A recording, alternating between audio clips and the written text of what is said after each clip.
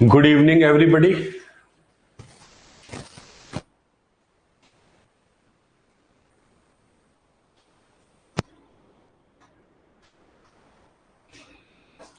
Good evening, Vivek, Pooja.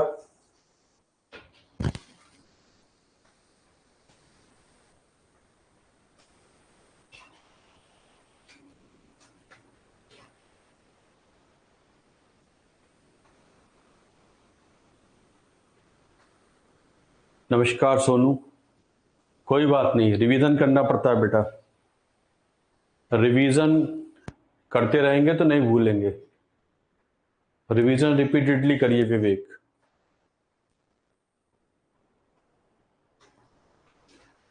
Test का purpose ये होता है कि गलतियां पता लग जाएं, जो कंसेप्ट हमने समझे हैं वो चेक हो जाएं, इसलिए होती है टेस्ट सीरीज। और बार बार पढ़ेंगे, रिवाइज करेंगे तो समझ में आ जाएगा, कोई प्रॉब्लम नहीं आती है। ठीक है,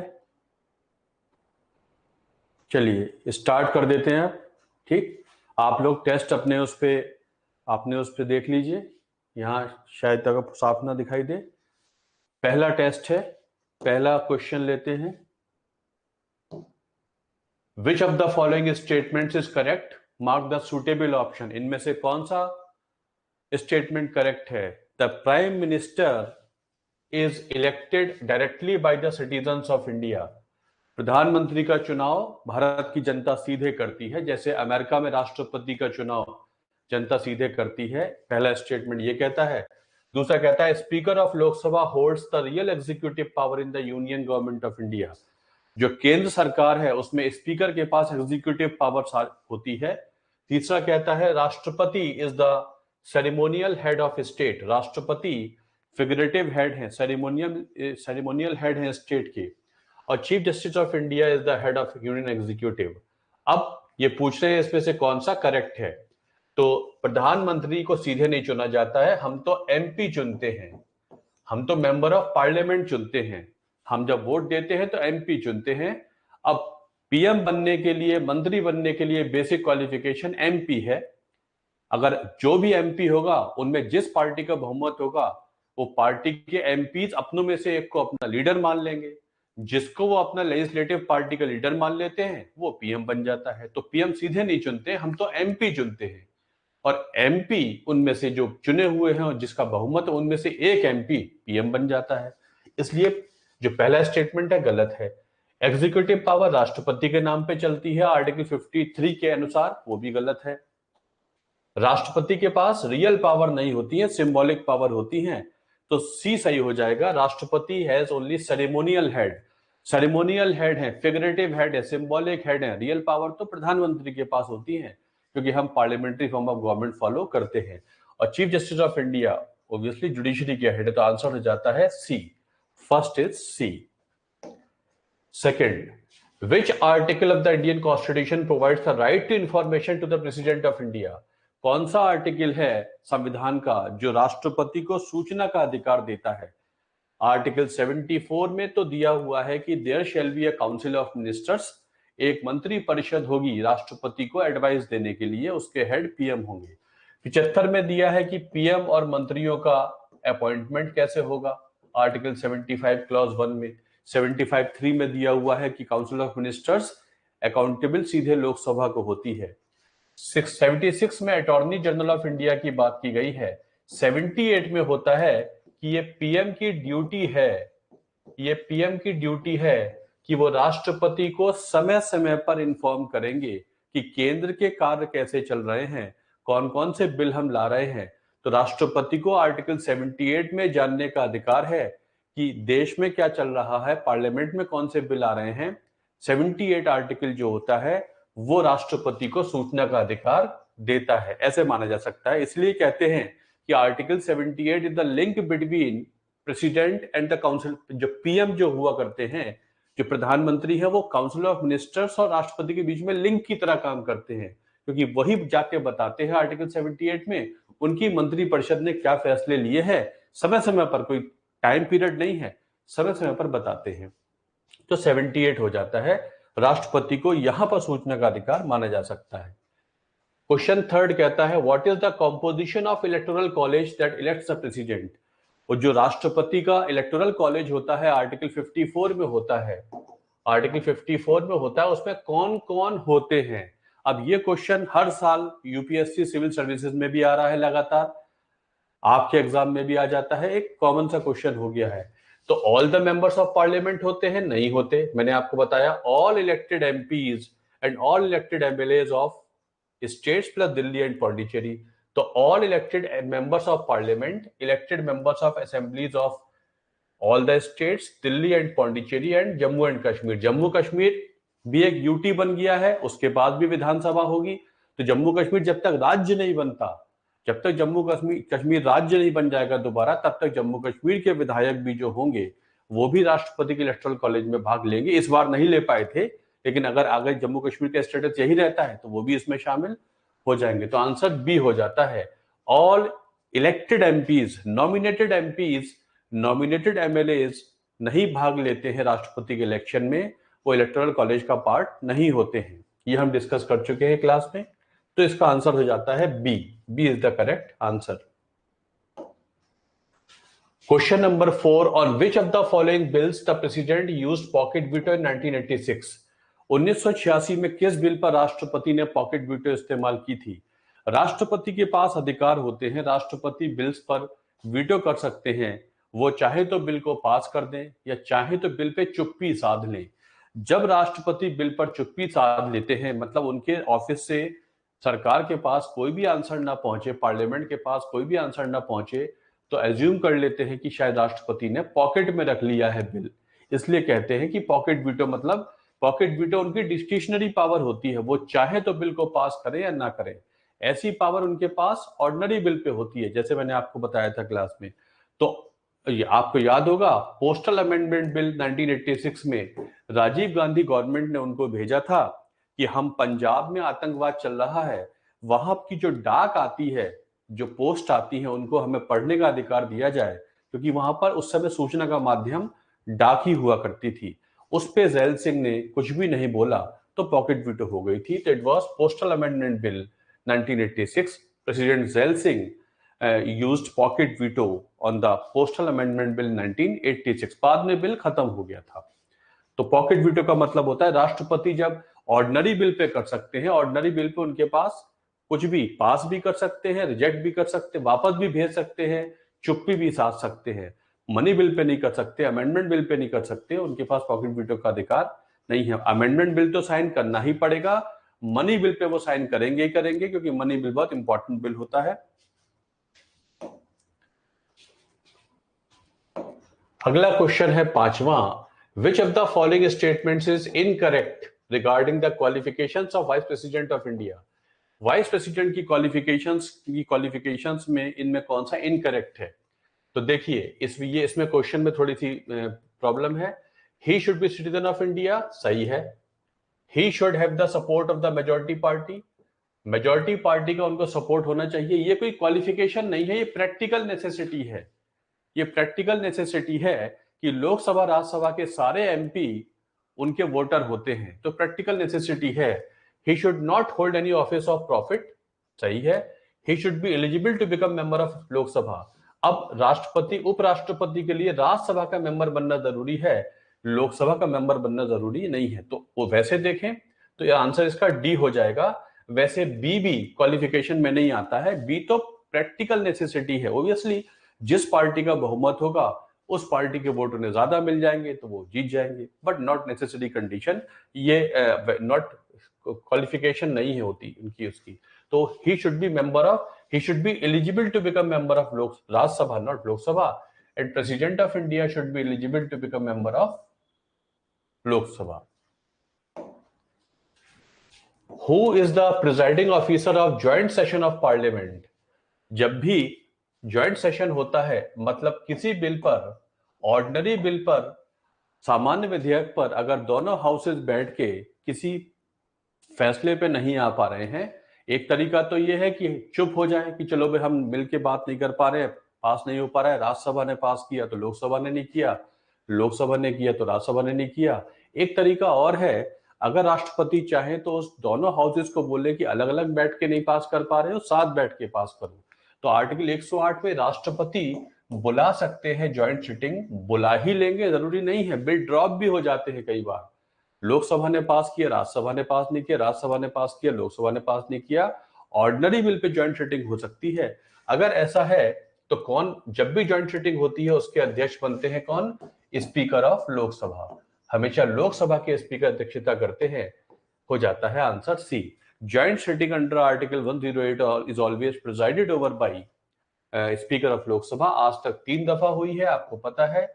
dowry prohibition bill, banking service commission repeal bill, है ना, और पोटा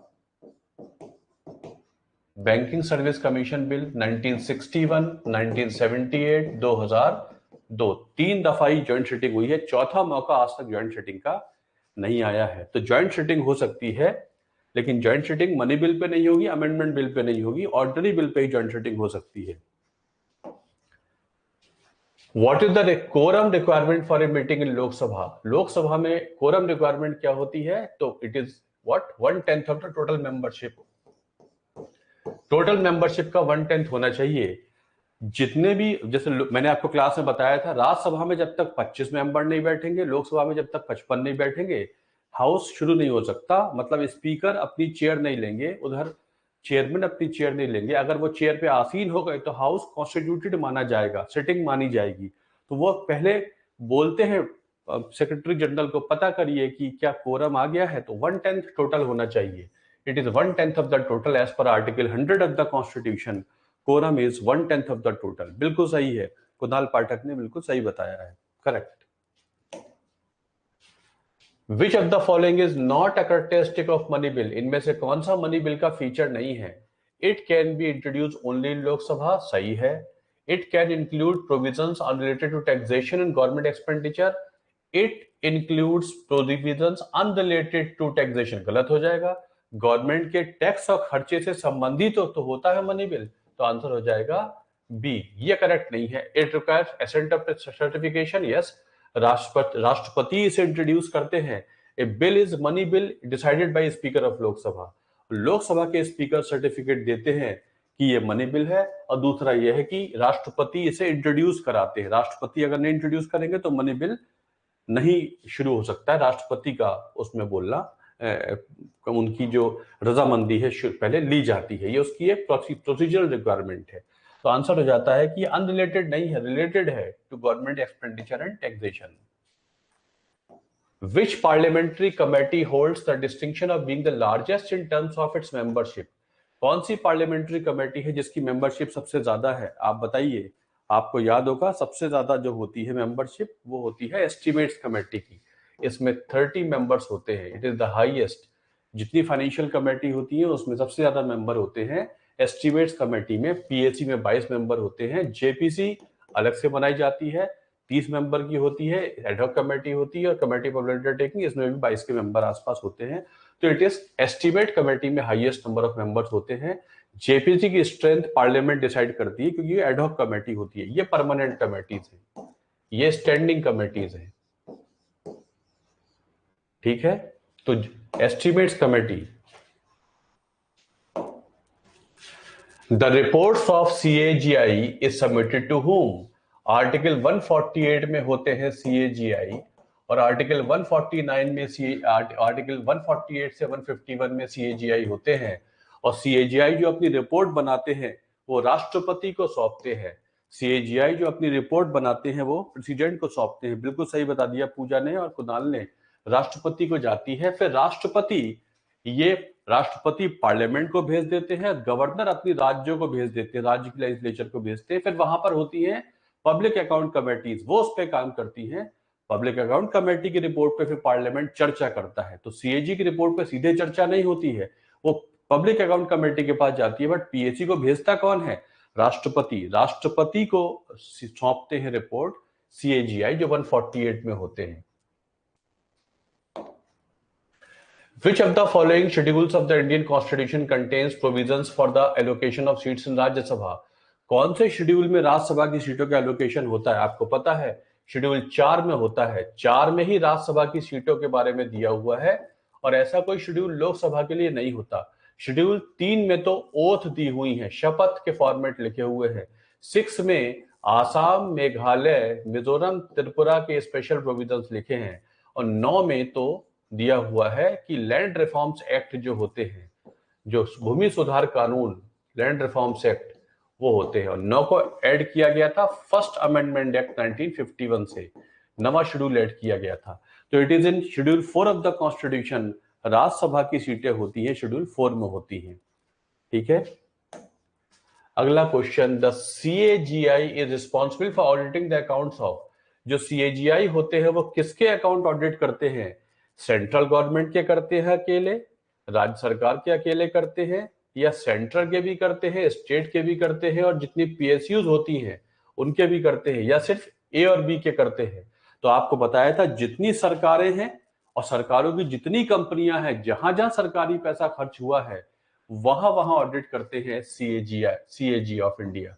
तो इसका आंसर हो जाएगा C, central government, all the state governments, और जहां पर पब्लिक प्राइवेट पार्टनरशिप गवर्नमेंट किसी के साथ कर रही है वहां भी करेंगे। जहां जहां सरकार का पैसा पूरा खर्च हो रहा है या थोड़ा खर्च हो रहा है उसको भी ऑडिट कर देते हैं CAGI. Girish Chandra Murmu is the CAGI. President of India can issue an ordinance. राष्ट्रपति आर्टिकल 123 में अध्यादेश जारी करते हैं। राष्ट्रपति जब पार्लियामेंट सेशन में नहीं होता है और लॉ बनाना जरूरी हो जाए, जब पार्लियामेंट सेशन में नहीं है और लॉ बनाना जरूरी हो जाए, ऐसे में राष्ट्रपति 123 में अध्यादेश जारी कर देंगे। तो कब करते हैं? जब parliament is not in session. The parliament is not in session, जब पार्लियामेंट सेशन में नहीं होती है तो राष्ट्रपति अध्यादेश जारी कर सकते हैं। 123 में अध्यादेश जारी हो जाता है।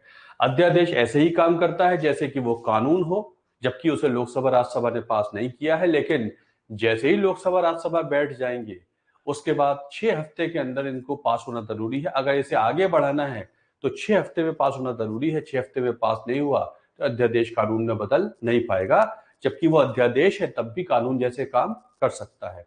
तो 123 में राष्ट्रपति जब पार्लियामेंट सेशन में ना हो तो लॉ बना सकते हैं। जब रियल लॉ मेकर्स ना बैठे हुए हों, ऐसे में उनकी जगह पर राष्ट्रपति भी कानून बना सकते हैं। For which of the following council of ministers are collectively responsible. किसको council of ministers collectively responsible होते हैं? आपको पता है, लोकसभा। आर्टिकल 75 क्लॉज 3 में ये तो सीधा सीधा क्वेश्चन है, राष्ट्रपति को नहीं होते, प्राइम मिनिस्टर को नहीं होते, लीडर ऑफ पार्टी को नहीं होते, ये नहीं होता। इसे 75 क्लॉज 3 में होते हैं। बात मंत्रिमंडल की हो रही है। मंत्रिमंडल as per article 75 clause 3 of the constitution is collectively, मतलब as a body related to responsible to Lok Sabha. सरकार की आंसरेबिलिटी सीधे लोकसभा को है, क्योंकि लोकसभा ही लोग सीधे चुनते हैं, और इसलिए सरकार डेमोक्रेटिकली इलेक्टेड है, तो लोगों को वो अपनी अकाउंटेबिलिटी देती है लोकसभा के जरिए। तो आंसर हो जाता है लोकसभा। राष्ट्रपति को वो इंडायरेक्टली होते हैं, प्रधानमंत्री उनके लीडर होते हैं, लीडर ऑफ द पार्टी को वो अकाउंटेबल नहीं होते हैं। इनको मैच करिए। आर्टिकल 54 में राष्ट्रपति का इलेक्टोरल कॉलेज है, ठीक है। 55 में मैनर ऑफ इलेक्शन है, 60 में राष्ट्रपति की ओथ होती है, 61 में इंपीचमेंट है। ये हो जाएगा, तो ए का हो जाएगा, इलेक्शन का मतलब है इलेक्टोरल कॉलेज, है ना। इलेक्टोरल कॉलेज इसमें दिया हुआ है ना। और यहां पर उनका मेथड बताया गया है, पीआरएस एंड एसटीवी, इससे चुने जाएंगे 55 में। 60 में उनका ओथ का फॉर्मेट दिया है, याद रखना पड़ेगा, राष्ट्रपति का ओथ का फॉर्मेट शेड्यूल 3 में नहीं होता है, ये मैंने क्लास में बताया था आपको। और 61 में उनका इम्पीचमेंट होता है। तो ए का हो जाएगा 2 और बी का हो जाएगा 3। ए का 2, बी का 3, ए का 2, बी का 3, और सी का हो जाएगा 4, सी का हो जाएगा 4, सी का हो जाएगा 4, तो ये हो जाएगा बी, आंसर हो जाएगा A2, B3, C4, D1, ये हो जाता है। तो ये है important articles of the president of India. Who was the president of India during emergency 1975? Fakhruddin Ali Ahmed हुआ करते थे। इंदिरा गांधी ने इनको ही सजेस्ट की, एडवाइस किया था कि आप इमरजेंसी ऑर्डर साइन कर दीजिए। इमरजेंसी ऑर्डर 25 तारीख की रात को साइन हो गया था। 26 जून 1975 से पूरे देश में इमरजेंसी लागू हो गई थी on the basis of internal disturbance, आंतरिक उसकी वजह से। तो it was Fakhruddin Ali Ahmed who was president of India जब इमरजेंसी लगाई गई थी 1975 में। इंटरनल इमरजेंसी एक ही बार लगी है वैसे, एक बार इंडो चाइना वॉर, एक बार इंडो पाक वॉर 1971-62 में चाइना वॉर, एक बार लगी इंटरनल इमरजेंसी और मार्च 1977 में वो खत्म कर दी गई थी। आर्टिकल 352 में लगाई जाती है इमरजेंसी अगर वॉर हो जाए, एक्सटर्नल एग्रेशन हो जाए या इंटरनल डिस्टरबेंस हो जाए, जिसे हम आर्म्ड रिबेलियन कहते हैं। चौथा कारण नहीं है। राष्ट्रपति को लगता है ऐसा है तो वो एक प्रोक्लेमेशन जारी कर देंगे, इमरजेंसी लग जाएगी, 6-6 महीने की यूनिट में चलती है, जब तक खत्म नहीं होती तब तक इस तरह चलती रहती है। तो emergency Fakhruddin Ali Ahmed. In which legislative body can a no confidence motion against Union Council of Ministers may be moved? आपको पता है किस बॉडी के अगेंस्ट हम अविश्वास प्रस्ताव ला सकते हैं? आप बोलेंगे अगेंस्ट लोकसभा। आर्टिकल 75 क्लॉज 3 में लोकसभा के अगेंस्ट आता है council of ministers are collectively responsible to Lok Sabha. इससे ही मीनिंग निकलता है कि अगर सरकार के खिलाफ अविश्वास प्रस्ताव लाना है तो लोकसभा में ही लाना पड़ेगा। सरकार बनती लोकसभा में है, गिरती लोकसभा में है, बनती भी लोकसभा में है। तो 75 का क्लॉज 3 है। ठीक है। Which article says it is the duty of the president that every year there must be the presentation of annual financial statement in the house? कौन से हाउस में एनुअल फाइनेंशियल स्टेटमेंट राष्ट्रपति पेश करवाते हैं? आर्टिकल 112 में। 110 में मनी बिल होता है, 117 में फाइनेंशियल बिल्स होते हैं, 116 में वोट ऑन अकाउंट होता है। वोट ऑन अकाउंट मैंने आपको बताया था, 116 में वोट ऑन अकाउंट होता है। मतलब जब बजट पास नहीं होता है उससे पहले कुछ थोड़ा खर्चा मांग लेते हैं 1-2 महीने के लिए, उसे वोट ऑन अकाउंट कहते हैं। सब क्लास में बताया था। 112 में राष्ट्रपति की ड्यूटी है कि हर फाइनेंशियल ईयर के लिए वो एनुअल फाइनेंशियल स्टेटमेंट इंट्रोड्यूस करवाएंगे पार्लियामेंट के हाउसेज में, जिसमें एक्सपेंडिचर बताया जाएगा और टैक्सेशन क्लॉज हुआ करेगा, इतनी कितनी इनकम होने वाली है। एक्सपेंडिचर दिखाया जाता है एप्रोप्रिएशन बिल में, टैक्स दिखाए जाते हैं फाइनेंस बिल में, जिसे हम यूनियन बजट कहते हैं। तो राष्ट्रपति की ड्यूटी होती है बजट पेश करवाना, आर्टिकल 112 में। It is the president of India. Which president of India also served as a deputy chairman of planning commission? इनमें से कौन सा प्लानिंग कमीशन के डिप्टी चेयरमैन भी थे? Pranab Mukherjee. Pranab Mukherjee was the president of planning commission, was also chairman of planning commission। वो planning commission के deputy chairman भी रह चुके हैं। प्लानिंग कमीशन के चेयरमैन हमेशा पीएम होंगे। Ex officio chairman planning commission के पीएम होते हैं और अब यह खत्म हो गया है। 1950 में बना था। 1938 में जवाहरलाल नेहरू इसके पहले अध्यक्ष थे। सुभाष चंद्र बोस ने नेशनल प्लानिंग कमेटी बनाई थी, जिसका नाम 1950 में प्लानिंग कमीशन हो गया था। 1 जनवरी 1915 से इसका नाम नीति आयोग हो गया। ये non constitutional, non statutory body होती है, संविधान में नहीं होती है और सरकार इसे अपने रेजोल्यूशन से बना सकती है। इसके लिए पार्लियामेंट में बिल पास नहीं कराया गया है। तो इसके प्रणब मुखर्जी एक बार डिप्टी चेयरमैन इसके रह चुके हैं।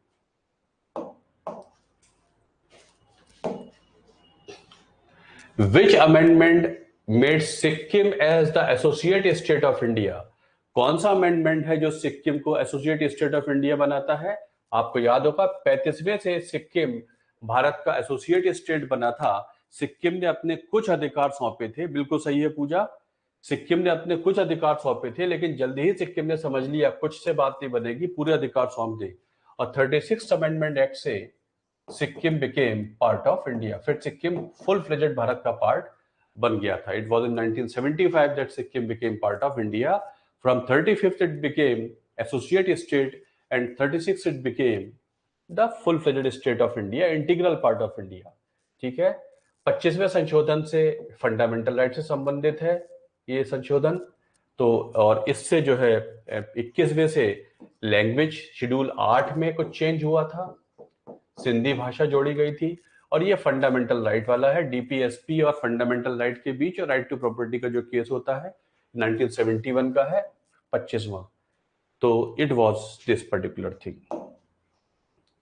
विच article talks about the ordinance power of governor of state? मैंने आपको बताया था 123 में राष्ट्रपति की ऑर्डिनेंस मेकिंग पावर होती है और 213 में गवर्नर की ऑर्डिनेंस मेकिंग पावर होती है। 123, 213, 213 में गवर्नर के पास पावर है कि वो अध्यादेश जारी कर दें on the matters of state list. जिन जिन मुद्दों पर स्टेट विधानसभा को लॉ बनाने का अधिकार है उन मुद्दों पर गवर्नर को भी और अध्यादेश जारी करने का अधिकार हुआ करता है। ठीक है, सो ये 213 होता है, 123 में राष्ट्रपति का है। ये गवर्नर 154 जो है ये गवर्नर को एग्जीक्यूटिव हेड बनाता है, क्या कहते हैं, स्टेट का। 312 में नई ऑल इंडिया सर्विस क्रिएट कराई जा सकती है, अगर आपको याद हो। ठीक है, मैंने बताया था क्लास में। The supreme court of India has original jurisdiction in matters involving disputes between. Supreme court के पास किन मुद्दों पर ओरिजिनल जुरिडिक्शन होता है? स्टेट्स ऑफ इंडिया के बीच में मुद्दे हो, या इंडिविजुअल्स और राज्य सरकार के बीच में हो, या हायर कोर्ट्स और लोअर कोर्ट्स के बीच की लड़ाई हो, या ऑल ऑफ द अबव है। किसके बीच में लड़ाई हो तो सुप्रीम कोर्ट का ओरिजिनल जुरिडिक्शन आता है। आपको याद है आर्टिकल 131 में, आर्टिकल 131 में it is the problem between states of India, या तो यूनियन गवर्नमेंट स्टेट गवर्नमेंट के बीच में बात हो या राज्य सरकारों के बीच में बात हो। अगर ऐसी लड़ाइयां हैं तो सीधे जाती हैं ओरिजिनल। ओरिजिनल का मतलब होता है मुकदमा सीधे सुप्रीम कोर्ट में जाएगा, हाई कोर्ट डिस्ट्रिक्ट कोर्ट में नहीं जाएगा। सिर्फ सरकारों की लड़ाइयों के मुकदमे ही जाते हैं इन द डिफरेंट सीधे सुप्रीम कोर्ट में, आर्टिकल 131 के तहत।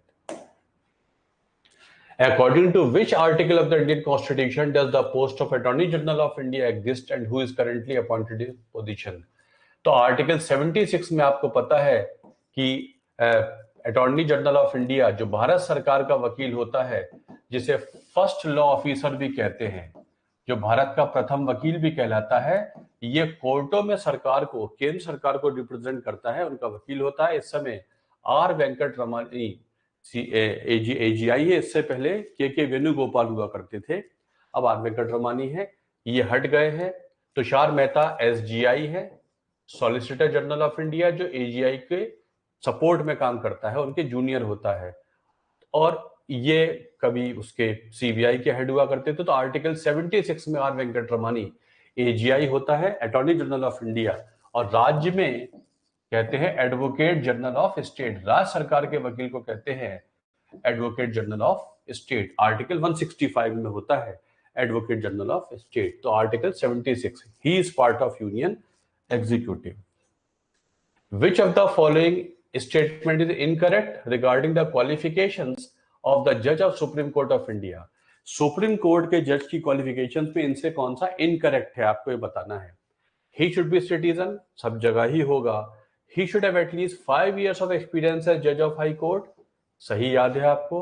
He should have at least 10 years of experience as a advocate of high court, not judge। जज तो कम से कम 5 साल का हो, या एडवोकेट कम से कम हाई कोर्ट 10 साल का हो, तो इसका आंसर हो जाए। और डिस्टिंग्विश्ड जूरिस्ट भी हो सकता है, it should be C, C is the answer. ये गलत है, गलत पूछ रहे हैं। आर्टिकल 124 क्लॉज 3 में सुप्रीम कोर्ट के जज की क्वालिफिकेशंस दी हुई हैं, या तो वो 5 साल हाई कोर्ट में काम कर चुका हो जज के तौर पे, या हाई कोर्ट में कम से कम वकालत की हो 10 साल, या वो राष्ट्रपति की नजरों में एक प्रख्यात ज्यूरिस्ट है, उसे लॉ की नॉलेज बहुत ज्यादा है। 3 मुद्दों पर, 3 आधारों पर ही सुप्रीम कोर्ट के जज का फैसला राष्ट्रपति अपॉइंट कर देते हैं on the advice of supreme court collegium. बिल्कुल सही है सोनू, ठीक है, ठीक है, बिल्कुल सही है, ठीक।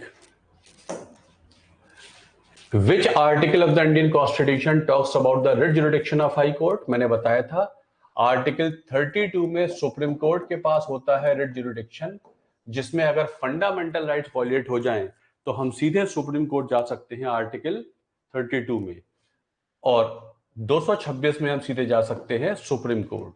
226 में हम सीधे जा सकते हैं सुप्रीम कोर्ट। आर्टिकल 216 में हाई कोर्ट का कॉन्स्टिट्यूशन बताया जाता है कि हाई कोर्ट में कौन कौन होगा। एक चीफ जस्टिस होंगे, उतने जजेस हो सकते हैं जितने राष्ट्रपति अपॉइंट करें। 280 में फाइनेंस कमीशन हुआ करता है। 217 में हाई कोर्ट के जज का रिमूवल होता है। 226 में हाई कोर्ट का रिट जुरिडिक्शन होता है। हाई कोर्ट जो रिट जारी करता है वो फंडामेंटल राइट्स और लीगल राइट्स के लिए भी कर सकता है। लीगल राइट्स वो होते हैं जो फंडामेंटल नहीं होते हैं, फंडामेंटल वो होते हैं जो पार्ट 3 से फ्लो करते हैं। और हमारे अधिकार सिर्फ फंडामेंटल राइट्स अकेले नहीं हैं, अधिकार बहुत सारे हैं जो संविधान के और पार्टों से फ्लो करते हैं या कानून वगैरह बने हो उनसे फ्लो करते हैं। तो हाई कोर्ट का जो जुरिडिक्शन वाइडर माना जाता है as compare to supreme court, because high court can issue it for both fundamental rights also in the case of violation of legal rights. तो 226 है। 69th अमेंडमेंट एक्ट बहुत चर्चा में रहा। Introduce the concept of what, ये दिल्ली के लिए 1991 में पास हुआ था, जिसमें दिल्ली को एक विधानसभा दे दी गई, काउंसिल ऑफ मिनिस्टर्स दे दिए गए, headed by CM, appointed by the president. तो दिल्ली के लिए article 239 capital A added by 69th amendment act, जिसमें दिल्ली को विधानसभा दे दी गई। Delhi is special type of UT having its own constituent assembly. तो इसमें इसका आंसर हो जाता है ए। दिल्ली के लिए है आर्टिकल 239 ए, जिसमें दिल्ली के लिए विधानसभा का प्रावधान है। और दिल्ली के मुख्यमंत्री को एलजी नहीं अपॉइंट करते हैं, याद रखना है, राष्ट्रपति अपॉइंट करते हैं। दिल्ली के मुख्यमंत्री को राष्ट्रपति अपॉइंट करते हैं, एलजी अपॉइंट नहीं करते। जबकि राज्य के मुख्यमंत्री को गवर्नर अपॉइंट करता है, बट दिल्ली के मुख्यमंत्री को प्रेसिडेंट अपॉइंट करते हैं। In how many states there are bicameral legislature, कितने दो सदन है। आर्टिकल 169 में हम चाहें तो एक लेजिस्लेटिव काउंसिल राज्य में बनवा सकते हैं, लेकिन बनाएगी कौन, पार्लियामेंट। ये आपको सब बताया था मैंने। तो ये कितने राज्यों में, 6 राज्यों में हुआ करती है। आंध्र प्रदेश में है, कर्नाटक में है, यूपी में, बिहार में, महाराष्ट्र में, तेलंगाना में। पहले 5 में हुआ करती थी। जम्मू कश्मीर में भी होती थी। जम्मू कश्मीर अब राज्य नहीं रहा। जम्मू कश्मीर में भी 2 हाउसेज हुआ करते थे, लेकिन चूंकि जम्मू कश्मीर राज्य नहीं है तो जम्मू कश्मीर इसमें काउंट नहीं होता है। तो फिलहाल 6 राज्यों में है। आसाम ने, राजस्थान ने, उड़ीसा ने अपने अपने रेजोल्यूशन पास कर दिए हैं कि हमारे राज्य में भी सेकंड हाउस बनाया जाए। अभी बना नहीं है, बनाती पार्लियामेंट है, डिमांड राज्य से आती है। आर्टिकल 169 में बनती है legislative council in a state. ये ऐसी है जैसे राज्यसभा होती है। Which constitutional amendment has replaced the term internal disturbance by armed rebellion? जब इमरजेंसी लग गई थी, बड़ा मिसयूज हुआ इमरजेंसी का, इंदिरा गांधी ने इमरजेंसी लगा दी। उसके बाद जनता पार्टी आती है, तो जनता पार्टी ने इमरजेंसी की जितनी प्रॉब्लम्स थी उनको खत्म करने के लिए 44th अमेंडमेंट पास किया था, जिससे इंटरनल डिस्टर्बेंस तो एक वेग वर्ड है, छोटी मोटे हालातों को भी सरकारें बना देंगी कि ये हमारे हालात खराब हैं, इमरजेंसी लगा रहे हैं। जब तक डिस्टर्बेंस एक सशस्त्र विद्रोह जैसा ना हो तब तक इमरजेंसी नहीं लगा सकते हैं। ये चेंज हुआ था 44th amendment pass by Janata party government. 42nd में संविधान में काफी सारे बदलाव हुए, जिसे हम मिनी कॉन्स्टिट्यूशन भी कह देते हैं। केशवानंद भारती के जजमेंट को पलटने की कोशिश की गई थी 42nd अमेंडमेंट एक्ट में, और बहुत सारे चेंजेस हुए थे प्रीएम्बल से लेकर इमरजेंसी तक। 61st अमेंडमेंट एक्ट में राइट टू जो वोट देने की पावर होती है उसमें एज कम कर दी गई थी, 21 साल से 18 साल राजीव गांधी के समय में 1988 में। 52nd में आपको 85 में याद होगा एंटी डिफेक्शन लॉ जोड़ा गया था, ठीक है, शेड्यूल 10 के तौर पे। Which constitutional amendment of Indian Constitution seized the reservation of seats for Anglo-Indians in the Lok Sabha and Assembly? आपको याद है 2 MP लोकसभा में नॉमिनेटेड होके आते थे, कहां से, वो आते थे एंग्लो इंडियन कम्युनिटी से, और ऐसे ही आते थे। ये विधानसभा में एक एक आ सकता है। तो 1 से 4वें संशोधन ने, ये जो 104 संशोधन है, इससे जो 2020 में पास हुआ, इससे खत्म कर दिया गया है। 100 से लैंड बाउंड्री एग्रीमेंट बांग्लादेश के साथ हुआ है, जो 100 अमेंडमेंट एक्ट है। और 103 में आर्टिकल 15 का क्लॉज 6, आर्टिकल 16 का क्लॉज 6 से ईडब्ल्यूएस कैटेगरी के लिए कुछ सुविधाएं वगैरह दी गई हैं। 101 संशोधन में जीएसटी ऐड किया गया था, उसके बारे में है। और 104वें में एंग्लो इंडियंस के लिए जो रिजर्वेशन हुआ करता था वो विधानसभाओं में भी खत्म हो गया, लोकसभा में भी खत्म हो गया। Who was the first woman speaker to hold the office of Lok Sabha? Office of Speaker of Lok Sabha. Meera Kumar was the first woman speaker of Lok Sabha. उससे पहले जीवी मावलंकर लोकसभा के पहले स्पीकर हुआ करते थे। जीवी मावलंकर लोकसभा के पहले स्पीकर हुआ करते थे। बिल्कुल सही बता रहे हैं कुणाल एंड पूजा। मावलंकर पहले स्पीकर थे। बलराम जाखड़ और जीवी मावलंकर के खिलाफ उनको हटाने का प्रयास भी किया गया था। दो ही के खिलाफ आज तक आ चुका है नो कॉन्फिडेंस मोशन, हटाने का प्रयास।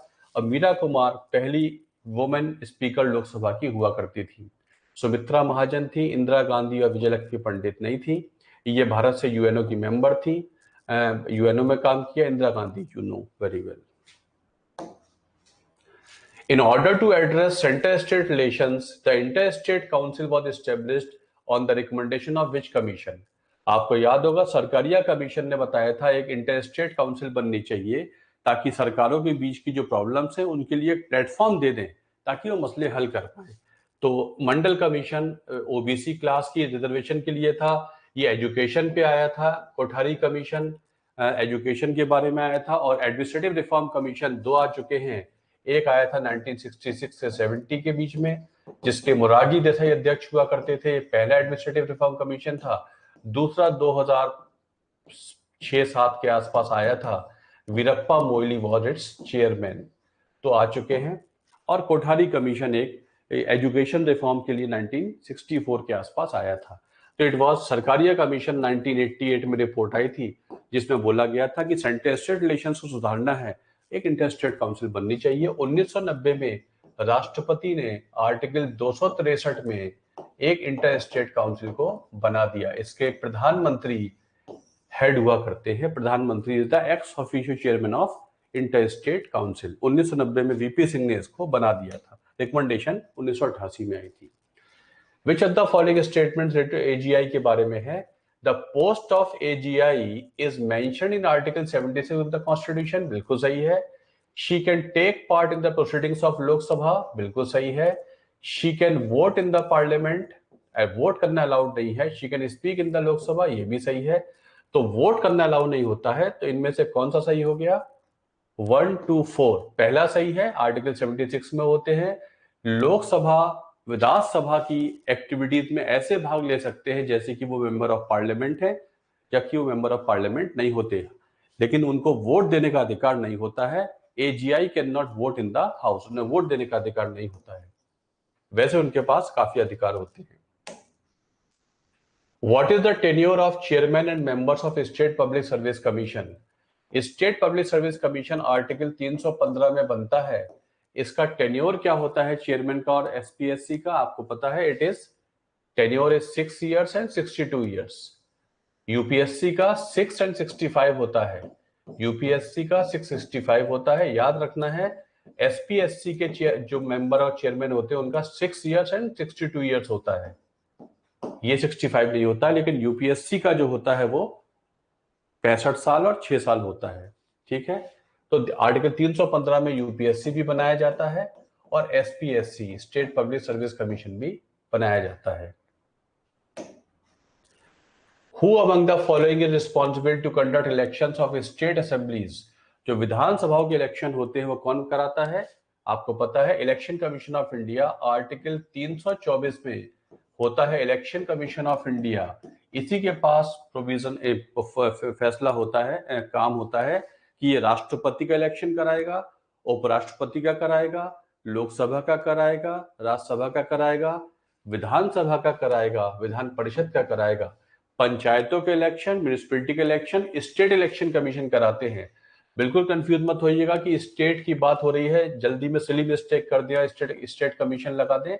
ये सिर्फ पंचायती राज सिस्टम के लिए होते हैं स्टेट इलेक्शन कमीशन, ठीक है। तो इसका आंसर होता है इलेक्शन कमीशन ऑफ इंडिया। ये 6 संस्थाओं के इलेक्शंस कराता है जो मैंने आपको बताए हैं, ठीक है। Panchayati Raj was first introduced in 1959 in which of the following state? आपको पता है राजस्थान में 2 अक्टूबर 1959 को नागौर जिले में पहली पंचायत शुरू हुई, जिसके बारे में बलवंत राय मेहता कमेटी, अशोक मेहता कमेटी, जीवी के Rao committee, LM Singhvi committee, सबने अपनी अपनी रिकमेंडेशन दी। फाइनली नरसिम्हा राव के समय 73rd अमेंडमेंट एक्ट पास हो गया, जिससे 9th पंचायती राज के तौर पर, पार्ट 9th ए म्युनिसिपैलिटी के तौर पे ऐड हो जाता है, जिससे भारत में लोकल सेल्फ गवर्नमेंट ऐड हो जाती है। और राजस्थान में सबसे पहले शुरू हुआ था 2 अक्टूबर 1959 को। उसके बाद आंध्र प्रदेश में नवंबर 1959 में शुरू हो गया था पंचायती राज सिस्टम। तो इट वाज इन 1959 नागौर जिला ऑफ राजस्थान, 2 अक्टूबर को पहली पंचायत शुरू होती है। Which authority is responsible for resolving the disputes regarding the election of president and representative of India? मैंने बताया था अगर राष्ट्रपति उपराष्ट्रपति के इलेक्शन की डिस्प्यूट आ जाए तो सिर्फ और सिर्फ सुप्रीम कोर्ट के पास ही अधिकार है। एमपी एमएलए के इलेक्शन की डिस्प्यूट है तो हाई कोर्ट के पास जाएगी। अगर बाकी इलेक्शन से एमपी एमएलए वगैरह के उनकी डिस्प्यूट है तो हाई कोर्ट, राज्य के हाई कोर्ट पे जाएगी जहां पर कॉन्स्टिट्यूएंसी है। लेकिन राष्ट्रपति उपराष्ट्रपति के इलेक्शन में डिस्प्यूट आती है ओनली सुप्रीम कोर्ट के पास ही जाएगी, किसी और कोर्ट के पास नहीं जा सकती। It is this. तो इलेक्शन, इसका आंसर जाता है supreme court of India. What is the maximum allowable duration between the 2 sessions of parliament? Parliament के 2 सेशंस के बीच में मैक्सिमम गैप कितना हो सकता है? आपके इस क्वेश्चन के अनुसार हो सकता है 6 महीने। वैसे जो गैप है वो सिटिंग्स के बीच में 6 महीने होना चाहिए, सेशंस में नहीं। मैंने क्लास में बताया था it should be between sittings not sessions. अगर सेशंस लिखा आ जाए तो आप सेशंस मार्क कर दीजिएगा। एक्चुअली देखें तो 2 बैठकों के बीच में 6 मिनट से ज्यादा नहीं होना चाहिए। मतलब एक सेशन, सिटिंग खत्म होने का मतलब ये नहीं सेशन भी खत्म हो गया। हो सकता है सिटिंग खत्म हुई हो, सेशन खत्म ना हुआ हो। सिटिंग खत्म हो गई हो 28 तारीख को, सेशन खत्म हुआ हो 30 तारीख को, तो 30 से नहीं काउंट होगा, 28 से काउंट होगा। तो अगला जो सिटिंग होगी वो अगले सेशन की 6 महीने से ज्यादा गैप नहीं होना चाहिए। तो इसके हिसाब से तो 6 महीने हो जाएगा। वैसे it should be between 2 sittings of the house is not sessions. ठीक है, ये मैंने आपको बताया था। आर्टिकल 85 में दे रखा है ये, आर्टिकल 85 द कॉन्स्टिट्यूशन। राष्ट्रपति की ड्यूटी होती है ये देखना कि 2 सिटिंग के बीच का gap can not be more than 6 months. Session लिखा आ जाए तो सेशन लगा देंगे, सेशन और सिटिंग दोनों लिखे हो तो फिर आप सिटिंग पे मार्क करेंगे। ठीक है। Under which of article of the Indian constitution does the parliament have the authority to enact laws on subjects in the state list in order to implement international treaties? तो आपको याद रखना है article 253 में international treaties पर सिर्फ और सिर्फ पार्लियामेंट का अधिकार है, ओनली पार्लियामेंट। जो इंटरनेशनल अफेयर्स हैं उस पे यूनियन लिस्ट में हुआ करता है। अगर ऐसा कोई मुद्दा निकलता भी है जो स्टेट लिस्ट में है, जिसका मीनिंग ये निकल के आ रहा है कि इंटरनेशनल ट्रीटी है, उस पे कानून बनाने का अधिकार सिर्फ पार्लियामेंट को होता है। आर्टिकल 253 में राज्य कभी इंटरनेशनल मुद्दे पर कोई कानून नहीं बना सकता। इट वॉज ओनली फॉर, हाँ बिल्कुल सही है। Which of the following president of India also served as speaker of Lok Sabha? कौन से राष्ट्रपति थे जो लोकसभा के स्पीकर रह चुके थे? नीलम संजीवा रेड्डी। वो राष्ट्रपति बनने से पहले 2 बार लोकसभा के स्पीकर रह चुके थे। क्लास में बताया था मैंने आपको। It was Neelam Sanjiva Reddy. He had been the president of 77 से 82 तक बने थे। 82 में फिर जैल सिंह आ गए थे। It was Neelam Sanjiva Reddy who had earlier been speaker of Lok Sabha twice before he became president of India in 1977 and he was the only one who was elected unopposed. इनके खिलाफ कोई खड़ा भी नहीं हुआ था, सीधे अपोज हो गए थे, अनअपोज्ड इलेक्ट हो गए थे। Which of the following is not correctly matched related to the parts of Indian Constitution? Part 8th Union Territories, 9th है Municipalities, 10th Relations between Union and States and 15th Elections। तो ये भी सही है। Union territories part 8th में होती हैं, 9th में म्यूनिसिपैलिटी होती है, 10th में ये पार्ट 11th में होती है। Union state relations part 11th में होते हैं, पार्ट 12th में होते हैं। ठीक है, पार्ट 10th में नहीं होते हैं और पार्ट 15th में इलेक्शंस होते हैं। तो it is answer is C, answer इसका हो जाता है सी। यहां पर एडमिनिस्ट्रेटिव और फाइनेंशियल रिलेशंस की बात की जाती है, अगले पार्ट में फाइनेंशियल रिलेशंस की बात कर दी जाती है। ठीक है,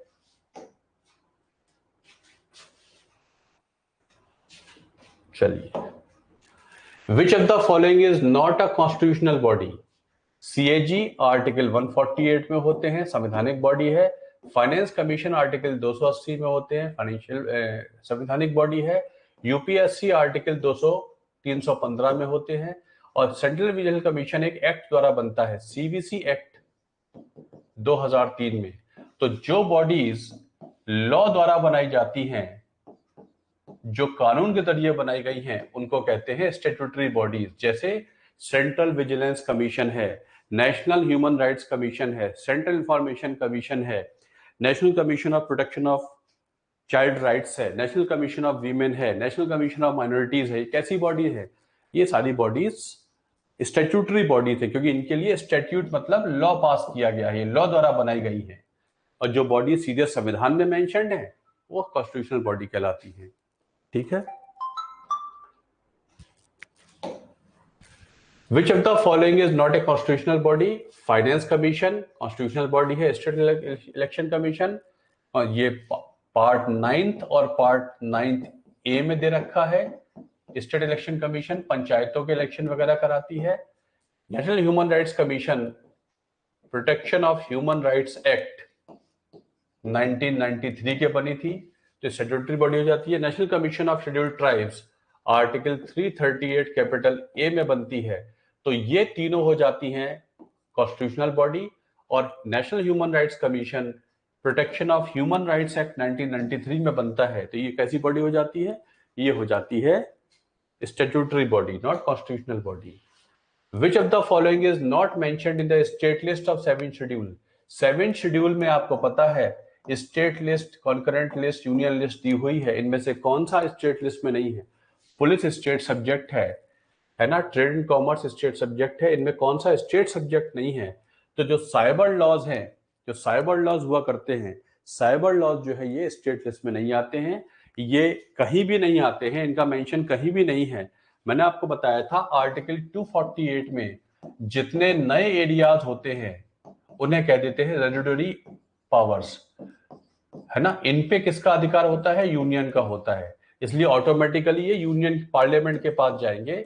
तो साइबर लॉस पे अभी कहीं एंट्री नहीं हुई है किसी लिस्ट में, अगर ऐसी एंट्री होगी तो ये यूनियन लिस्ट के पास दिए जा सकते हैं। फिलहाल ये स्टेट लिस्ट में नहीं आते हैं, बाकी स्टेट लिस्ट में आ जाते हैं। A political party can be recognized as a national party if the party is recognized in how many states? कम से कम 4 स्टेट में।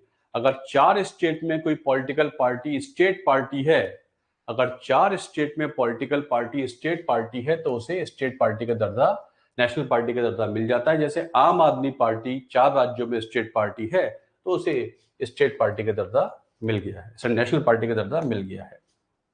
Which of the following articles of the Indian Constitution says there shall be a commission for the socially educationally backward classes to be known as National Commission of Backward Classes? Article 338B 102वें संशोधन से जोड़ दिया गया था संविधान में। ये 338 इसमें नेशनल लैंग्वेज, इसमें बात की गई है 343 में कि Hindi shall be the official language of India, और 338A में नेशनल कमीशन फॉर क्या कहते हैं बैकवर्ड ST होता है, और 338B में होता है national commission of backward classes. ये हाल फिलहाल में ऐड किया गया है।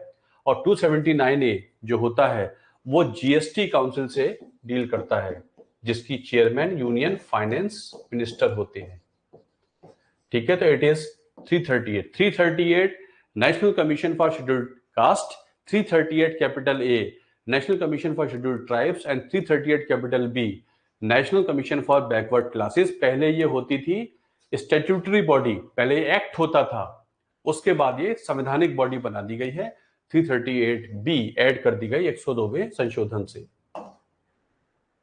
Which amendment introduced Panchayati Raj institutions in India? आपको पता है इट इज 73rd से पंचायती राज सिस्टम शुरू हो गया। पार्ट 9th और पार्ट 9th 74 से जोड़ा गया था। 71st अमेंडमेंट एक्ट से जो है ये 91st से एंटी डिफेक्शन लॉ में चेंज हुआ था। एंटी डिफेक्शन लॉ में कुछ चेंज हो जाता है, और 52nd से जोड़ा गया था क्या कहते हैं एंटी डिफेक्शन लॉ। 73rd से पंचायती राज सिस्टम ऐड हो जाता है। This is this particular thing. Article 266, article 267, 352, 356, 360 आपको पता है। 266 में होता है कंसोलिडेटेड फंड ऑफ इंडिया, 267 में होता है कंटिजेंसी फंड ऑफ इंडिया। ये भारत का मेन फंड है CFI, सारे खर्चे यहीं से किए जाते हैं, लेकिन फिर भी कुछ पैसा इससे निकालकर राष्ट्रपति के पास रखा जाता है, उसे कहते हैं कंटिजेंसी। कंटिजेंसी का मतलब होता है कुछ प्रॉब्लम आ जाए तो कुछ पैसा यहां से निकालकर राष्ट्रपति के, मतलब अगर CFI से पैसा निकालना है तो पहले पार्लियामेंट से बजट पास करवाओ, पार्लियामेंट से बिल पास करवाओ, तब मिलेगा, सैंक्शन कराना पड़ेगा। मतलब 750 लोग बैठ के CFI से पैसा निकालने की अनुमति देंगे। कुछ एकदम समस्या आ जाए तो राष्ट्रपति के पास कुछ एक फंड बना दिया गया है, यहां पर राष्ट्रपति के ऊपर बोलने की देर होगी सरकार को कि हमें इतना पैसा दे दीजिए, तो ये कहलाता है कंटिजेंसी फंड ऑफ इंडिया। ये 267 में होता है। 352 में नेशनल इमरजेंसी होती है। 356 में स्टेट इमरजेंसी होती है, जिसे हम प्रेसिडेंट्स रूल कहते हैं, जनरली बोला जाता है प्रेसिडेंट्स रूल, ठीक है। और 360 में होती है फाइनेंशियल इमरजेंसी। तो ऐसे आप इसको मैच कर लीजिए, इस तरीके से आंसर इसका ए हो जाएगा, ठीक। अगर हमको पैसा निकालना है CFI से तो हमको पार्लियामेंट से सैंक्शन लेनी पड़ेगी, लेकिन कई बार पार्लियामेंट सैंक्शन का मतलब बहुत लंबा समय है, 750 MP डिस्कस करेंगे। कुछ पैसा निकालकर CFI से राष्ट्रपति के डिस्पोजल पे रख देते हैं, उसे कहते हैं कंटिजेंसी फंड ऑफ इंडिया। तो वहां से फिर सरकार जब चाहे ले सकती है, बाद में पार्लियामेंट डिस्कस करती रहती है। Which amendment act of Indian constitution reduces voting age from 21 to 18? अभी बताया था आपको 61st है। 69th में दिल्ली का सिस्टम आया था। 42nd आपको पता है, 44th पता है। 1988 में आया था आर्टिकल 326 में वोटिंग एज 21 से 18 साल राजीव गांधी ने कर दी थी। आर्टिकल 326 हमको राइट टू वोट देता है। आर्टिकल 326 में राइट टू वोट हुआ करता है। What is the primary objective sought to be achieved through the text of preamble of the Constitution? जो preamble होता है उसका असली मकसद क्या होता है? लोगों को फंडामेंटल ड्यूटीज बताना, या security of service to the government of service, जो गवर्नमेंट सर्विस है उसकी सिक्योरिटी करना, या dignity of the individual and unity and integrity of Indian nation. सीधे सीधे सेंटेंस लिखा हुआ है, प्रियम्बल यदि याद है ऐसे क्वेश्चंस कर पाएंगे। Fundamental rights of the citizen, तो इन चारों को देखें तो it is this particular thing, जिसमें सीधे सीधे प्रियम्बल, इन चारों में से ये प्रियम्बल में मेंशन है phrases, assuring dignity of the individual and unity and integrity of the nation on this 26th November 1949 do hereby give to ourselves this constitution, we the people of India. The Finance Commission of India is a constitutional body mentioned in article 280 of Indian Constitution. Who was the current chairman? कौन है current chairman इसके? तो chairman, अब ये finance commission permanent body नहीं होती है, NK Singh इसके चेयरमैन हुआ करते थे। 2021 से 2026 तक रिकमेंडेशन चलेंगी। जब ये कमीशन अपनी रिकमेंडेशन दे देता है तो ये ऑटोमेटिकली डिसॉल्व हो जाता है, इसका कोई टाइम पीरियड नहीं होता। तो जो 15वां कमीशन बना था उसके चेयरमैन हुआ करते थे NK सिंह। अब ये कमीशन खत्म हो गया, अगला कमीशन बनेगा 2024 में। जब खत्म होने वाली होती है रिकमेंडेशन, उसके 2 साल पहले सरकार आर्टिकल 280 में राष्ट्रपति को बोलती है, राष्ट्रपति ऑर्डर साइन कर देते हैं, बन जाता है फाइनेंस कमीशन। KC नियोगी पहले फाइनेंस कमीशन के चेयरमैन हुआ करते थे, KC नियोगी, और ये भी फाइनेंस कमीशन के चेयरमैन रहे हैं YB Reddy and C Rangarajan. So these are certain very very simple questions for your polity test 2, जिसमें सारी पॉलिटी के क्वेश्चंस ले लिए थे। बहुत सिंपल सिंपल क्वेश्चन थे। मकसद होता है कि आपका कुछ थोड़ा बहुत रिवीजन करा दिया जाए, और यहां पर ऐसे कठिन ऑप्शंस भी नहीं थे जहां पर आपको कंफ्यूजन हो। जहां दिखा कि यहां कंफ्यूजन हो सकता है वहां पर मैंने आपको इसमें बता दिया। टिपिकल मेमोरी बेस्ड है, कोई इसमें विशेष वो नहीं होता है। तो दिस इज योर टेस्ट। चलिए, आपकी समझ में बात आई होगी। Kunal and Pooja, thank you very much. चलिए ठीक है, shall be switch off now.